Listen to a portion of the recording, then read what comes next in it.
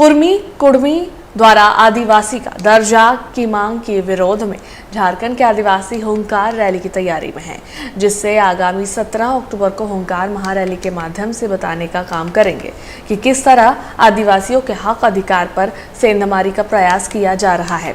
रांची में आयोजित होने वाली होंकार रैली की रणनीति और बैठक के बाद पूर्व शिक्षा मंत्री गीताश्री उरांव से हमारे संवाददाता मुजद्दिन ने बातचीत की। के आदिवासियों ने फिर से एक बार हुंकार की घोषणा कर दी है और इसके लिए 17 अक्टूबर 2025 की तारीख मुकर्रर की गई है। हुंकार महारैली के माध्यम से आदिवासी एक बार फिर से अपना दमखम दिखाने को तैयार है। इन तमाम मुद्दों पर बात करने के लिए हमारे साथ पूर्व शिक्षा मंत्री गीताश्री उरांव सीधे तौर पर इनसे जुड़ेंगे। मैडम, ये हुंकार महारैली क्या होगी, इसकी शैली? सबसे पहले तो आपके चैनल के माध्यम से आपके दर्शकों को, हमारे आदिवासी भाई बंधुओं को मैं हुल जहार करती हूँ।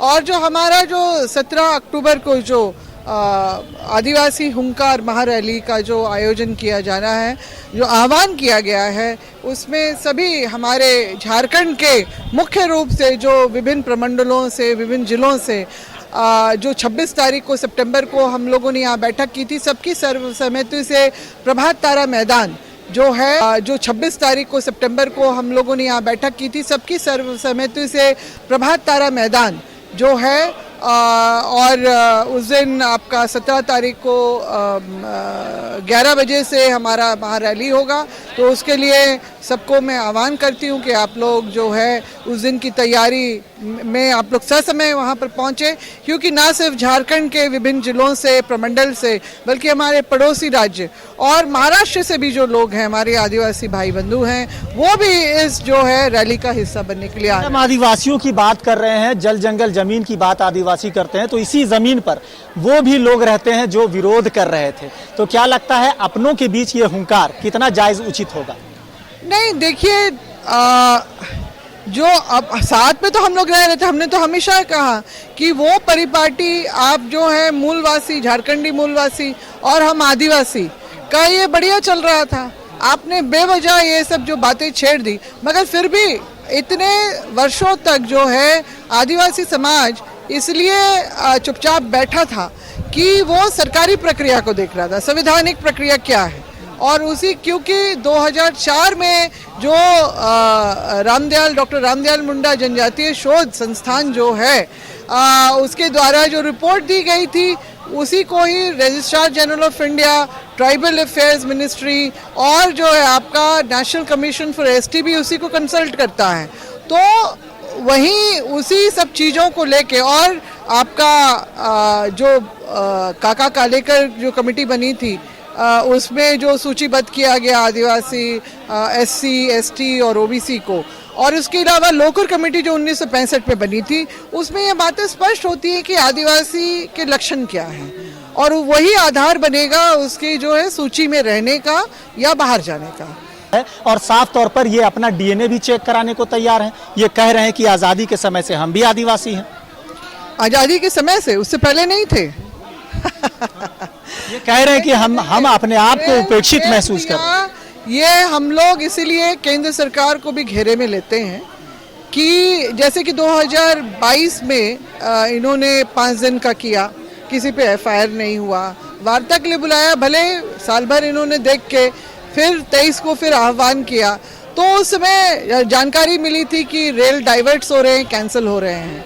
तो हमने उस समय टारगेट करके केंद्र सरकार को यही कहा था कि मौन स्वीकृति आपकी कहीं ना कहीं इसमें नजर आ रही है, क्योंकि आह्वान अभियान ये छेड़ रहे हैं, मगर जो आप डाइवर्ट या कैंसिल क्यों कर रहे हैं ट्रेन्स। तो तभी फिर फौरी तौर पे जो है नोटिसेस वगैरह निकले, और इनका जो है, तो कोलकाता हाई कोर्ट तो खैर स्पष्ट है, उसमें वो इनकी बातों को खारिज कर दे रहा है कि हम एंटरटेन नहीं करेंगे, मेंटेनेबल नहीं है यहाँ पर। और जो है सारे संवैधानिक प्रक्रिया से हारने के बाद इन्होंने ये असंवैधानिक जो तरीका अपनाया है, कहीं ना कहीं हमने उस समय भी कहा था कि मणिपुर के उनके दावे का क्या, वो अपने आप को आदिवासी कह रहे हैं कि हम पहले से आदिवासी, आप भी आदिवासी हैं, तो आदिवासी बनाम आदिवासी हो जाएगा। तो ऐसे में कहीं ना कहीं ये जल जंगल जमीन की सरजमीन तो जलती हुई नजर आएगी। देखिए, वो तो एक अलग है ही बात कि आपस में लड़ाओ और फिर अपना मलाई खाओ, ये है। मगर फिर भी जो भी एजेंडा ये लेके चल रहे हैं कि हम आदिवासियत का दावा कर रहे हैं, हम चुपचाप तो सहेंगे नहीं, क्योंकि आपके अभी 33 जनजाति हैं जो नोटिफाइड हैं झारखंड में। क्यों कर सब लोग एकजुट हो इनका विरोध कर रहे हैं? क्योंकि इनका भेदभाव का रवैया, इनके अन्याय, अत्याचार, इनकी प्रताड़ना झेलते भी तो आए हैं मतलब लंबे समय से, ठीक है ना। और जो है तब कैसे वो मान ले कि वो हमारे जैसे हैं? तब ये भेदभाव कहाँ से हो रहा है? ये तमाम चीजें मतलब फूट डालो कहाँ से आपका ये बात कह रहे हैं? केंद्र सरकार का ही ये सारा खेल है। भले वो कुछ भी बोले, मगर ये बार बार आपका 22 का मैंने बोला ना, हवाला दिया, एक के ऊपर भी FIR नहीं हुआ। रेलवे एक बहुत बड़ा सेक्टर है और उसकी राजस्व की क्षति हुई उस समय, ठीक है ना। 23 में भी इन्होंने तैयारी कर ली थी, वही 20 सितंबर बड़ा इनके लिए बहुत इम्पोर्टेंट दिन है और इन्होंने उस समय भी घोषणा की थी।